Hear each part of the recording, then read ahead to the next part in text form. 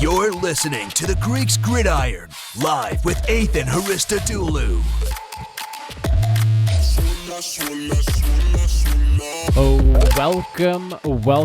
Welcome everybody back to the Greeks Gridiron. It is Athan Hristodulu here on October 25th, 2021, doing our recap video of week number 7 here in the NFL. A wide range of games that we just went through, some that were close, some that were not so close, some big surprising upsets, some teams that just completely blew the week and the opportunity they had. There are a lot of shocks, a lot of surprises, a lot to get into, and I'm excited to get into it with you all. So, as always, if you enjoy what we're doing, like, comment, discuss along, share the podcast, subscribe, and all that good stuff. And let's start talking about what's been going on. We'll start out with game number 1 on the list. The first one being the Washington football team taking on the Green Bay Packers in what was a offensive struggle for the Washington football team, especially in the red zone. To help you guys understand, I have Sunday Ticket. So when I'm watching these games, especially like those first few weeks, I would literally have 9 games running at one time. I would have 2 different tabs up with 4 games on each one. And I'm watching, all 9 of those early morning games that were going on those first few weeks. And it's getting a little bit easier now with the bye weeks because there's not as many games running at once. But I mean, I'm watching, 4, 5, 6, 7, 8 plus games at a time, depending on the week and how many teams are on the bye and how many are playing in week 1.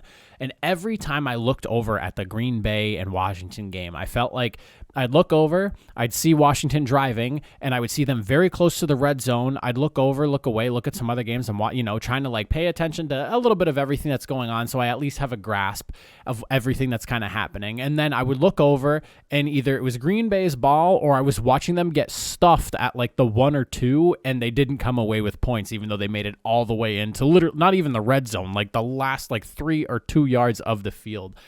Struggle for them offensively. It's really unfortunate because for once the defense, I don't want to say it looked great, but it's looked a little bit better. They still really struggled with any inability to stop Green Bay. I mean, Green Bay Rodgers looked excellent, 274 yards passing, 3 touchdowns. The run game was a little bit quiet for them, despite the fact that it has been making some noise the last few weeks. Overall, though, it was pretty much all Packers all game long. They jumped out to a pretty quick lead early on, and then from there just steadily held off Washington in some crazy red zone stops. Ultimately, the Green Bay looking good. 6 straight wins after their blowout loss. For Washington, the offense was able to move 430 yards. They just got to be able to finish these drives against the better teams. I feel like they consistently do well of moving the football. It's just finishing drives seem to be what's hurting them most. Green Bay's looking excellent. They're in the lead for the NFC North. Washington continuing to slip now as they fall to 2-5. Now, second game to talk about, and I think this is one that a lot of people were surprised with how things went.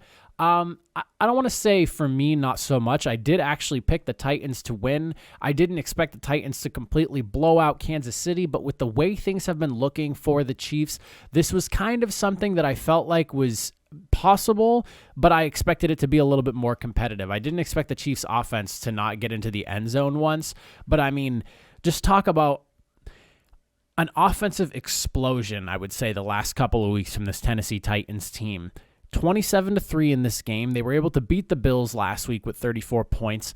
When this offensive unit is healthy, it is a 4-headed monster. You have Ryan Tannehill, who's slinging the rock with the best of them. You have a guy you can hand the ball off to that's literally a refrigerator in Derrick Henry, but also can run a 4.3 40 if he really needs to, a la clocking the fastest speed of a ball carrier so far this season last week. He had 86 yards on the day. Then you have Julio Jones, who poses a problem there. He had that circus catch last week. Brown, who popped off this week, 8 receptions, 130 yards, a touchdown. The way this offense is looking, if they are healthy and they continue to stay healthy, the offensive line is doing a really good job. If they can keep their key weapons on that field, this is a completely different team than the team that just, it's funny because I keep seeing this mentioned everywhere too. It's like they went and lost to the Jets, then they went and beat the Bills and the Chiefs. Yeah, it's ridiculous, but they were not very healthy early on in the season. A.J. Brown, Julio Jones kept missing time, missing games. So now that their whole unit is in there, I mean, man, is this Titan team looking good. Colts play them next week, and we'll talk about them in a little bit. But, I mean, the Titans right now are poised to make a run, and they have some decently challenging opponents ahead of them, and I think that they're up for the task. A few weeks ago, I would have said no, but the way this Titans team looks, I mean, they can hang with the best of them, clearly. They just knocked off two of what people consider the better teams in the league. Obviously, the Chiefs on a little bit of a slide here. The Bills, though, they were like the consensus number one team in the AFC just last week.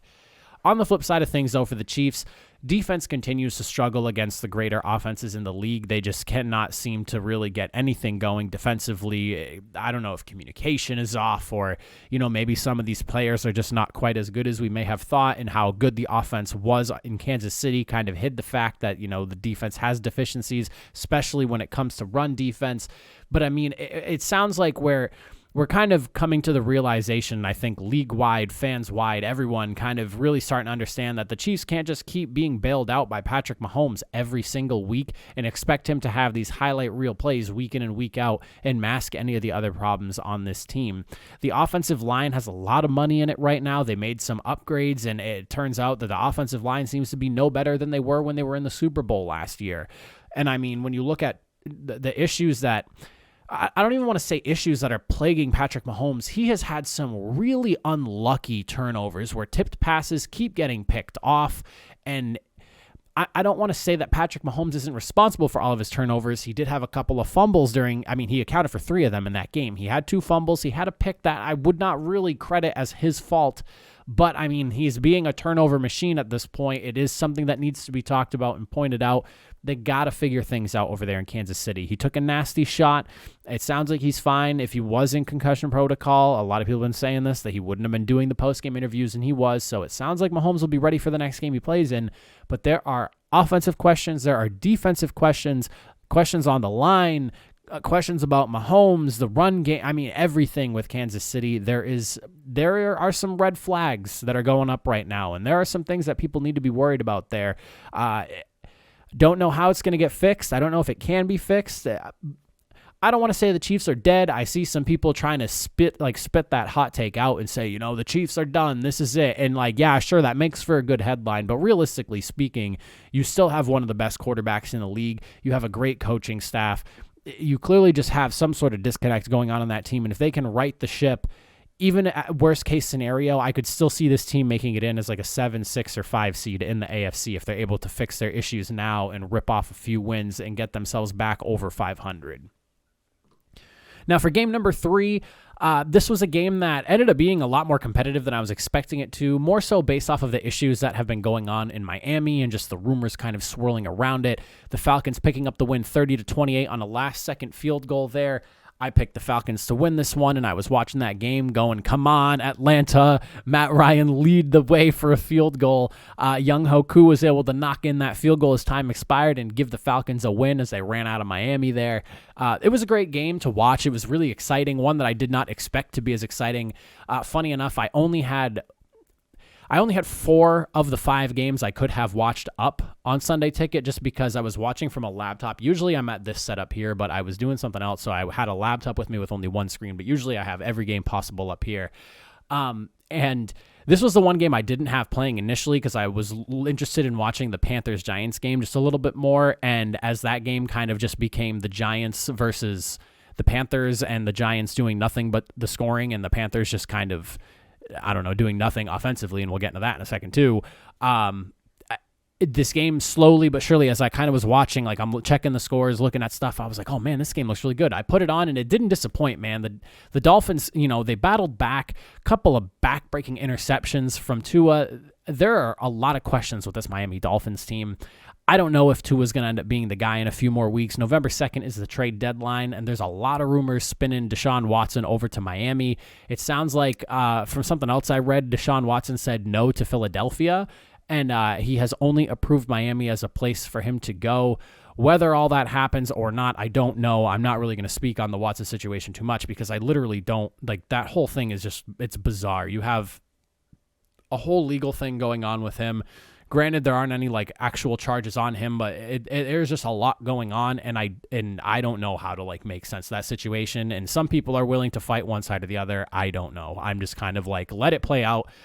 And if for my own opinion, I guess like I would stay away from Watson just because you don't know what's going to happen. This isn't an injury we're talking about. This is a legal thing. We don't know what's going to happen. It would suck if the Dolphins give up, 3 first-round picks like the Texans want, and suddenly you have no quarterback because something comes up and, Watson does get in some sort of heat and, misses time for whatever reason. Like, that would suck. And I don't know how the league would handle that situation, but ultimately, Miami Dolphins need help. Falcons, on the other hand, looking good. I like the way the Falcons are looking coming off of their bye week there. Offensively, Matt Ryan continues to show why he was not the problem on this team offensively. A lot of people were worried about him and if he was washed up. Matt Ryan's been a guy who's just been so consistent his whole career. He's played really well. He's won an MVP award. He had 336 yards and 2 touchdowns yesterday. I almost said last week. Yesterday, he did have a pick, but other than that, I mean, he looked really solid. Kyle Pitts built off a strong performance. He had 100 some odd yards on the day off of 8 catches. I mean, the guy, I have something in my eye. So if you're watching this right now and you keep seeing me messing with this, it's because I feel like I have something in my eye. So I'm sorry.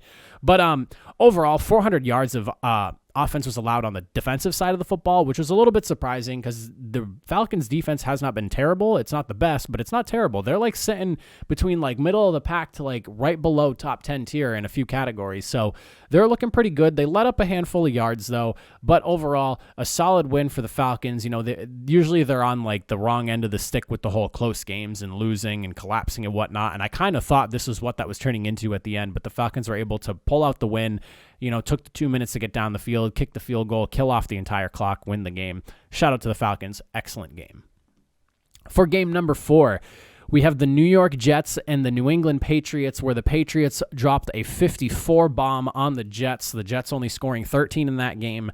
I think I said this previewing this game as well, and I'm going to reiterate it again. Mac Jones at this point is the best quarterback out of his draft class, and it's not even close. I'm pretty sure I remember myself saying that.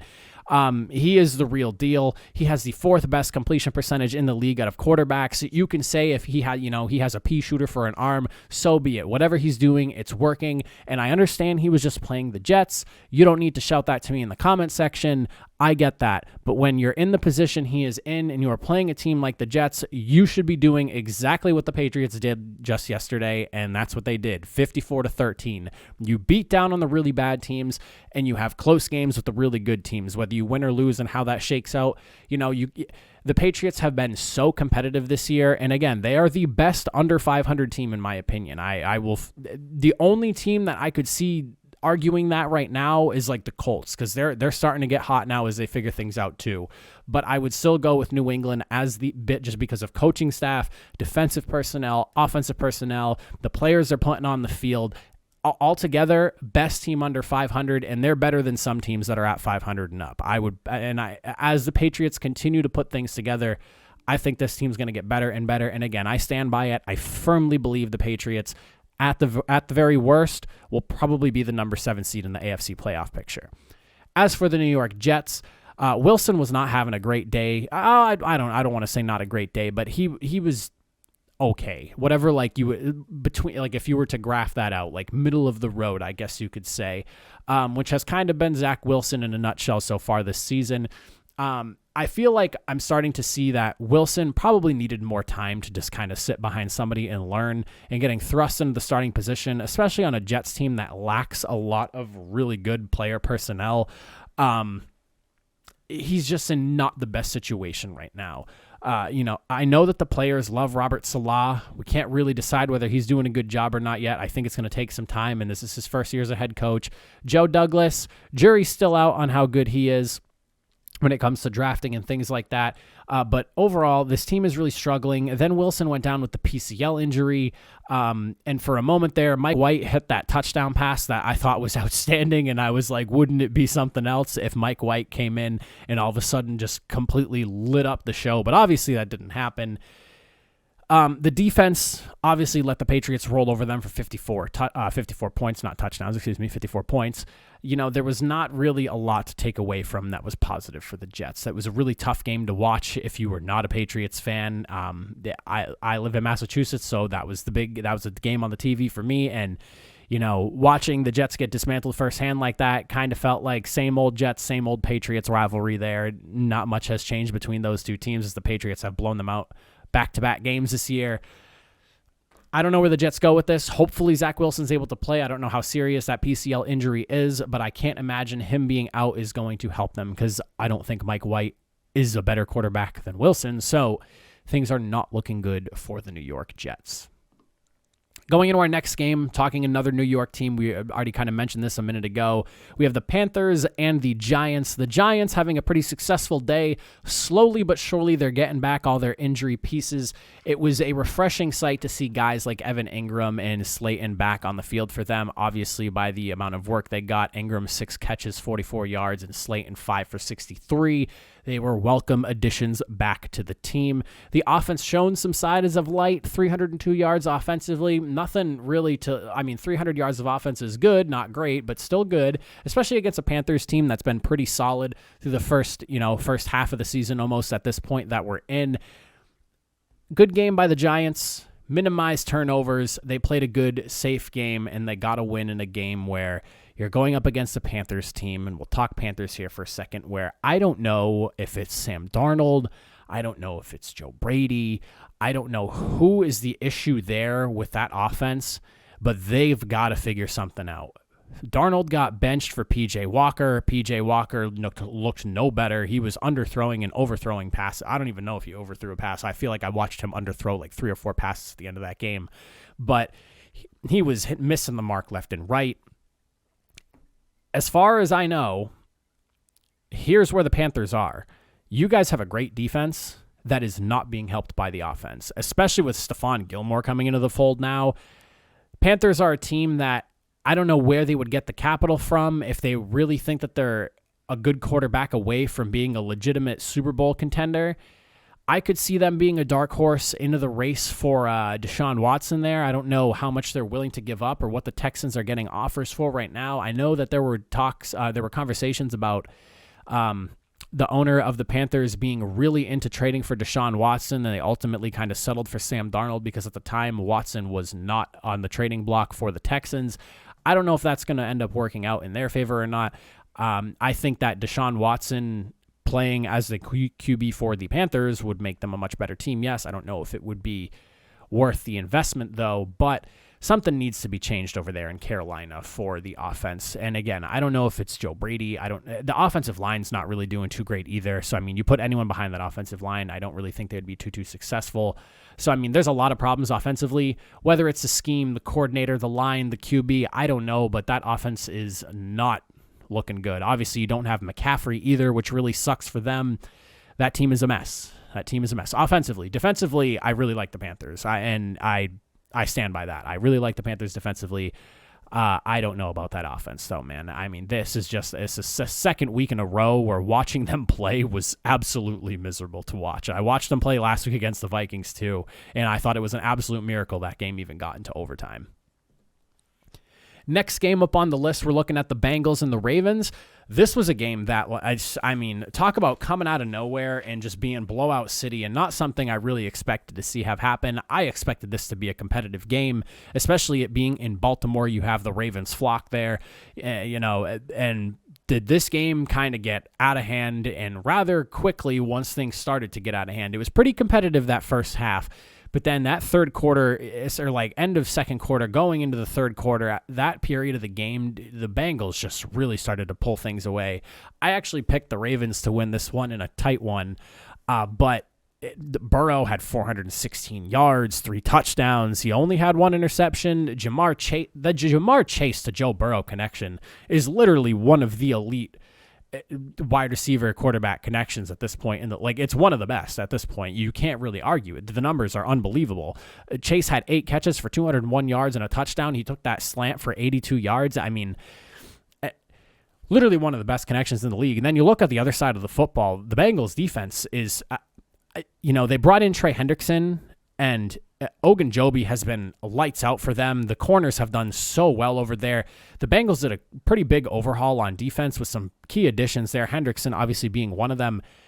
Everything they got going on in Cincinnati, I am all in. I'm all in, and I believe. And I'll be honest with you guys, and if you watch my picks video from yesterday, when I made the pick on the Baltimore Ravens on this one, this was not one that I was like, sure thing, Ravens. This was like, I kind of wanted to pick the Bengals, but I felt like the Ravens would have the edge just based off experience and everything like that. And you'll hear it by my reasoning kind of why I went with the Ravens, but I am all in on what Cincy's doing. At this point, I have no reason not to believe they can't win the AFC North, especially with like the Browns being in kind of injury trouble. They were able to take down the Ravens here at home. The next time they play the Ravens, it'll be in the jungle. So, I mean, Cincinnati's looking good. The Baltimore Ravens, banged up secondary's not helping them, but ultimately the real story for them offensively was just they couldn't protect Lamar Jackson. He was sacked a handful of times. Lackluster 5.4 yards per play. That's runs and passes combined. And that was rounding up. Is 5.35 is the actual number. 31% on third down. They were 5 of 16. The offense just could not sustain drives. And on top of that, when they were making positive plays, it was for barely even half a first down. Like, I mean, interesting to see how this game kind of went out for them. They just really struggled to get anything going on offense. And then while the offense wasn't sustaining drives, I mean, the defense really just had a tough time dealing with Uzomah and Chase. I know that the Ravens secondary is not doing too hot. They lost Marcus Peters before the season even started, so they have some issues going on there injury-wise. It's funny because we just watched the Ravens do like a big comeback thing against the Colts not too long ago, and then we're seeing a game like this where the Ravens are getting blown out after like we've watched them pull out some really big wins. I don't know. The Ravens have done really well with all the injuries that they're dealing with, but I think at some point that might end up catching up with them, and this might be the first sign of that. You know, I understand that Harbaugh's a great coach. Jackson's a fantastic quarterback. The system they have over there is excellent. The Baltimores are a Class A team in the NFL. Since they've been brought into the league, the Baltimore Ravens are about as close as you can get to like not being the Patriots as like an organization that is run well and consistently year in and year out is competitive. I don't really think of too many seasons where the Ravens, at least in the 17 years, 16 years. I don't know how long I've been watching football for at this point. The Ravens have always been a competitive team. And when you think of like the Patriots heyday, one of the teams that was always giving them a problem and could go into Gillette and win was the Ravens. I mean, they're such a class act organization. They're so good at everything they do. I am worried though that these injuries might catch up with them. And I think this game might have been the first sign of that. For the next game, we're looking at the Raiders and the Eagles. I have the Raiders here on first to discuss, but I really want to get on the Eagles here for a quick second. Every single week that goes on, I start to believe less and less in Nick Sirianni. I thought he was a great offensive coordinator for the Colts, and if this is the first time you're coming across this, I am a Colts fan, but I just don't know if I believe in him as a head coach over there in Philadelphia. Hurts did a solid job during that game. I wouldn't say he was really the issue with that team. The offensive play calling just does not make sense to me. There was a point in the game, and I have it written out on here, where Jalen Hurts somehow was only able to throw the ball once in between the Raiders scoring 24 points in the game. That was going towards like the end of the second half, going through the beginning of the third quarter. How you get yourself into and I understand there were turnovers, fumbles, whatever, but still, in a situation like that, how is it your quarterback is only getting off one throw in 24 points score when your opponent puts up 24 points in that same time frame? Like, defense is not looking good. They managed a pick, and that was about the only good thing that happened for them that game. I'm really concerned with the Eagles right now, and I like the roster more than I like the head coach over there in Philadelphia. And each week and this is me as a Colts fan kind of saying this too, but in an unbiased perspective as well, I don't think Carson Wentz was really the issue over there in Philadelphia. I don't think the match was perfect, and I don't think it really went well, but Carson Wentz is looking pretty good in Indy, is all I'm saying. For the Raiders side of things, though, they continue to look past John Gruden. Rich Bisaccia has been doing great leading the way since he had to just like jump in and be the head coach there. Now 2-0 as the head coach of the Raiders. Carr is continuing on with a tear. Defense looked pretty good. They notched a couple of sacks. They forced a couple of fumbles. I mean, they really kept the Eagles in check for the majority of the game. They jumped out to a fast lead, and then from there just kind of like rode the game out, killed the clock, and eventually the final score was 33-22 Raiders. I really like the way the Raiders are looking right now. I think that they're a lot more competitive than people were expecting them to be, myself included in that group. And they continue to be competitive despite the adversity they face this year. I love Rich Bisaccia and what he's doing over there. I think it's really exciting that he's been able to lead this team to a couple of wins in his first 2 starts. Want to see it keep happening.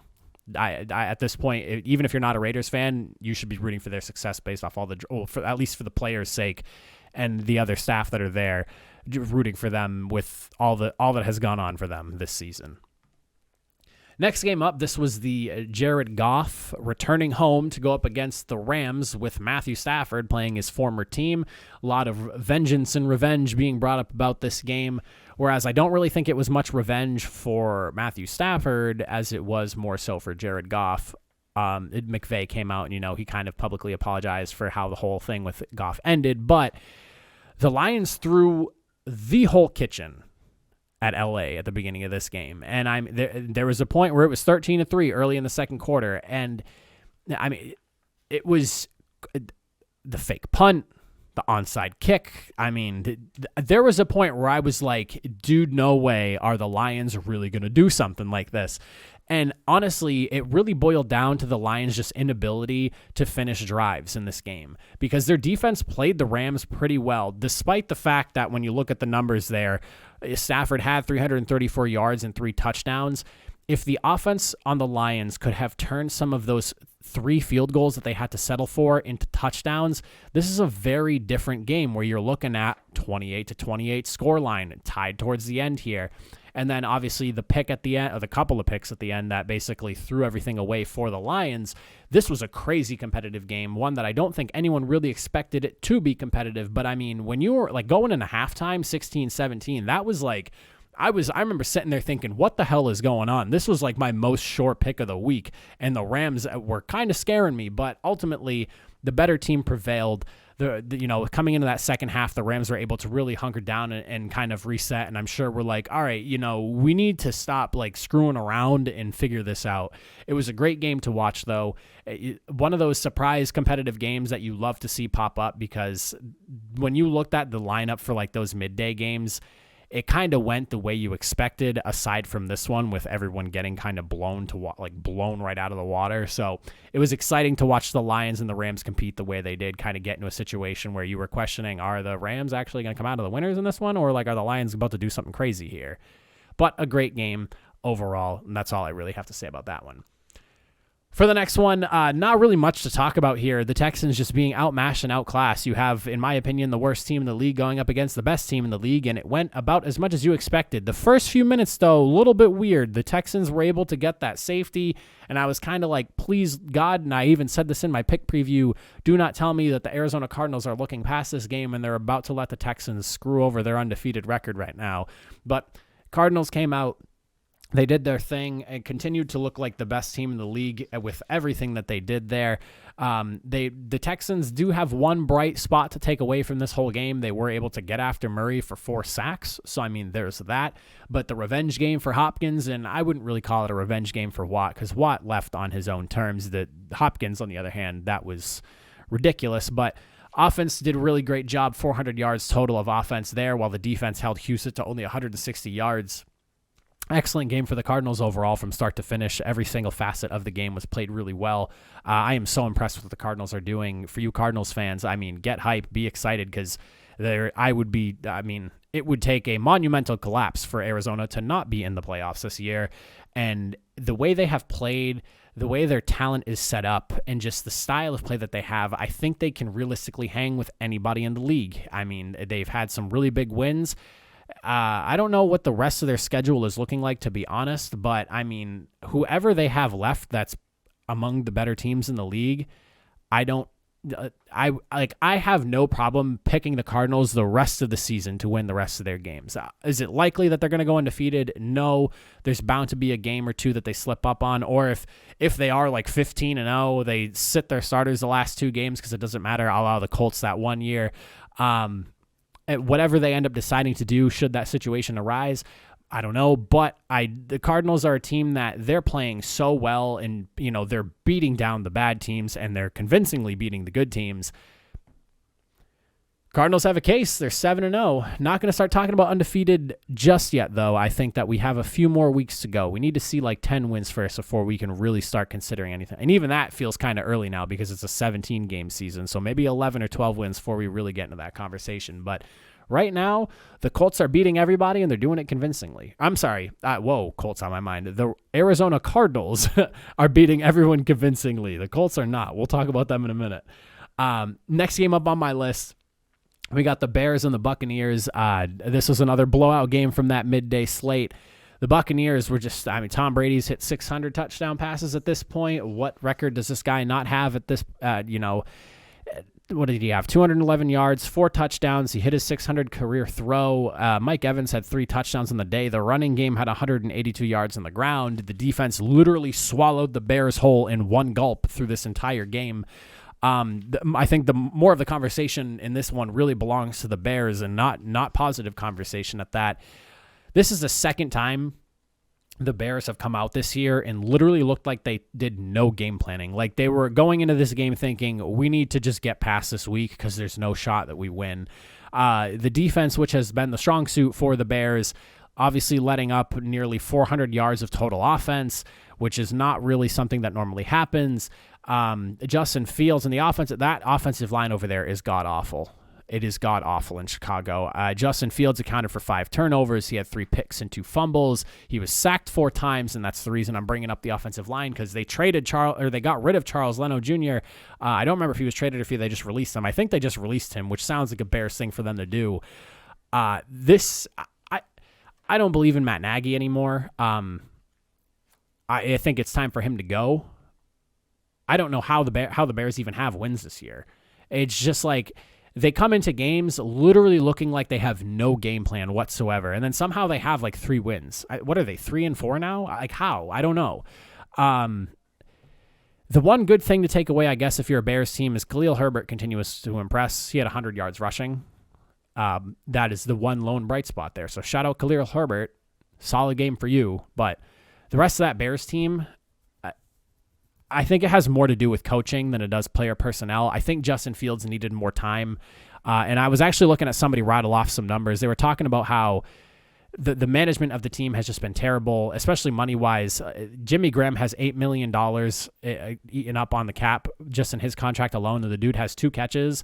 I think another 10 or 12 million goes to Nick Foles. He's obviously not starting. There's another 10 million for Andy Dalton. He's not starting. Granted, Andy Dalton probably should be the starter right now because Justin Fields obviously needed more time, but also can you really blame Justin Fields for struggling the way he has behind a line and just having the group that he had? Allen Robinson is the really good guy that they have there as a skill positional player. And then Khalil Herbert's obviously playing pretty well as well, but my God, Montgomery's hurt.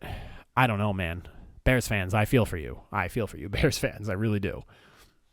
Last game up and the final one to discuss, we have the San Francisco 49ers at home against the Indianapolis Colts in a game where I did pick the Colts. I liked them going into this one. I feel like the Colts are finally starting to get their footing in the league. Carson Wentz looks more and more comfortable. He has I believe, one of the higher quarterback ratings in the league. I don't know. I don't think it's the highest. I think Russell Wilson's is the highest right now. I'd have to look at the stats. I don't remember off the top of my head where he's sitting at, but he's playing really well. It seems like, the him and the Frank Reich combination there is really gelling and doing well for this offense. The big thing is that I'm obsessed with and I love, because this is not something that I'm used to with the Colts, is Jonathan Taylor, man. 18 carries, 107 yards, a touchdown. The guy is playing out of his mind. He has the second most rush yards in the league. I love to see it with the Colts there because they are not a team known for rushing year in and year out. Mack obviously was looking pretty good till he had his big injury, and then Taylor came in last year, kind of swooped in and picked up the pieces and has just run away with the starting job at this point. Michael Pittman's another guy that I really like. He has stood out, 4 catches. He had that big 57-yard touchdown grab. Love to see the way he's playing. Overall, the Colts offensively are looking great, and the turnover machine that is their defense, I am all for it. 2 interceptions, 2 forced fumbles, 1 forced fumble. I forgot to write it down. I meant to write that stat down too. Colts are looking really good. They're taking advantage of opponents' turnovers and scoring. They're forcing a lot of turnovers.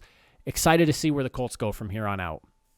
As for the San Francisco 49ers, it was a rainy game yesterday, and turnovers were there was 7 fumbles altogether between both teams combined. So, I mean, a lot of people were dropping the ball yesterday. But the 49ers dropped it a little bit more.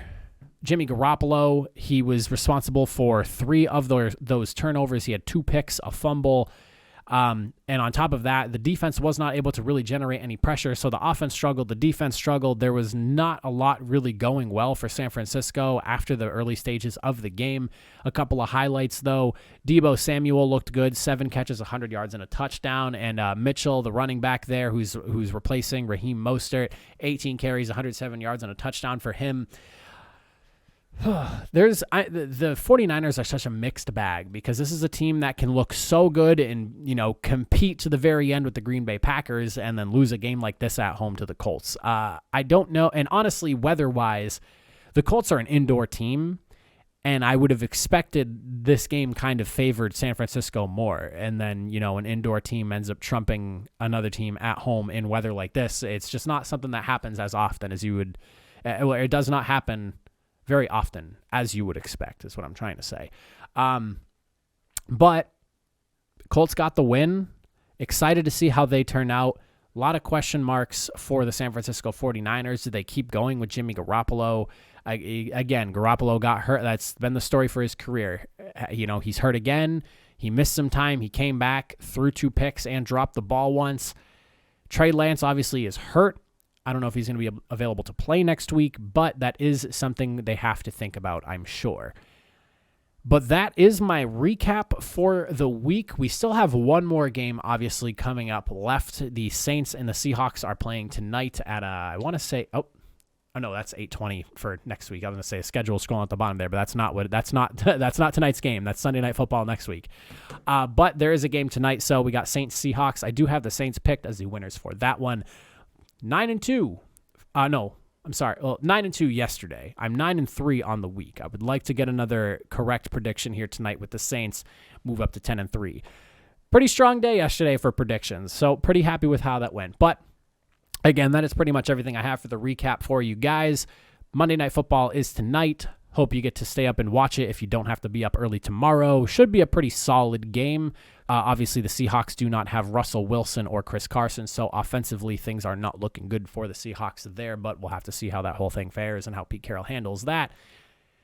Let me know in the comment section down below. What'd you think of the week? Did you enjoy the games? What are your thoughts? Am I seeing things differently than you are? Comment down below. Like the video, of course, again, if you enjoyed. Subscribe, as we are pushing out content just about every single day of the week. I will see you guys tomorrow for a Power Rankings video, and with that, I bid you farewell and have a good rest of your Monday, everybody, and an excellent start to the week.